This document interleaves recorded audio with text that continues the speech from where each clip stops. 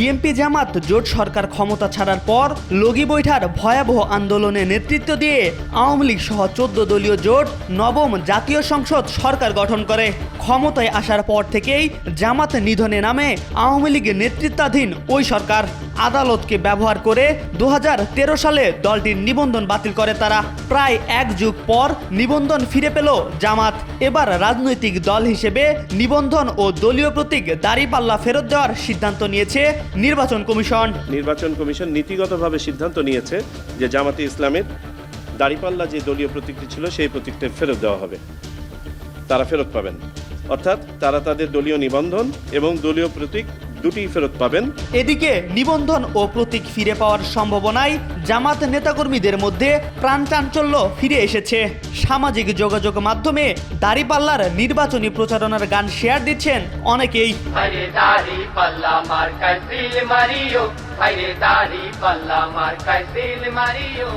এদিকে রাজনৈতিক অঙ্গনে নির্বাচনের রোডম্যাপ নিয়ে চলছে রাজনৈতিক টানাপোড়েন। নির্বাচন কখন হবে এ নিয়ে রয়েছে নানান প্রশ্ন। দলগুলোর মধ্যে বিভেদ বিভক্তি বেড়েই চলেছে। বিএনপি সহ অনেক দলের দাবি ডিসেম্বরের মধ্যেই নির্বাচন অনুষ্ঠিত হতে হবে।